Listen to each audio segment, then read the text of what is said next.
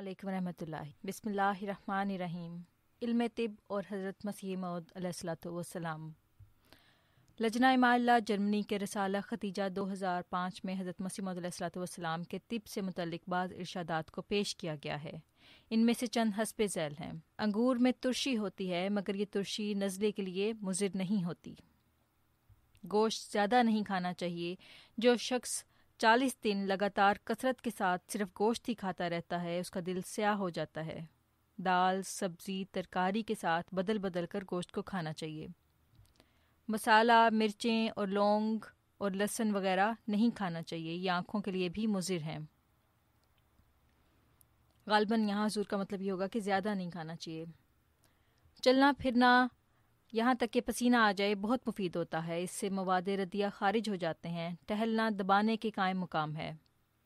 سر کے پیچھے درد کی وجہ سے بدہضمی اور اگلے حصے میں سر درد ہو تو وجہ نزلہ زکام ہوتی ہے۔ عام گردہ کے لیے مفید ہے اور مقوی گردہ ہے۔ نزلہ و زکام کا علاج قلۃ الطعام و کثرت الکلام۔ بے شک قرآن شریف میں شفا ہے، روحانی اور جسمانی بیماریوں کا وہ علاج ہے، مگر اس طرح کلام پڑھنے میں لوگوں کو ابتلا ہے۔ قرآن شریف کو تم اس امتحان میں نہ ڈالو۔ خدا تعالیٰ سے اپنے بیمار کے واسطے دعا کرو، تمہارے واسطے یہی کافی ہے۔ جس فرض کو طبیب لا علاج کہتا ہے اس سے اس کی مراد یہ ہے کہ وہ اس کے علاج سے آگاہ نہیں۔ خدا تعالیٰ کی رحمت سے کبھی مایوس نہیں ہونا چاہیے، اس کے ہاتھ میں سب شفا ہے۔ بیمار کو چاہیے کہ توبہ استغفار میں مصروف ہو۔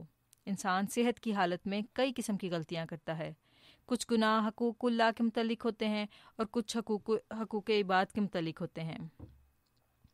ہر دو قسم کی غلطیوں کی معافی مانگنی چاہیے، اور دنیا میں جس شخص کو نقصان بیجا پہنچایا ہو اس کو راضی کرنا چاہیے۔ خدا تعالیٰ سے کے حضور سچی توبہ کرنا چاہیے، یعنی سچے دل سے اقرار ہونا چاہیے کہ میں آئندہ یہ گناہ نہیں کروں گا۔ سونف دماغ اور نظر کے لیے بہت مفید ہے۔ ایک دفعہ جب ریاضت کرتے کرتے خشک روٹی کے چوتھے حصے پر پہنچ گیا، حتیٰ کہ 6 ماہ یہی عمل رہا۔ میں اس وقت شہد کا شربت پیا کرتا تھا اور شربت پینے سے میرے کل اعضاء کو بہت تقویت پہنچتی تھی۔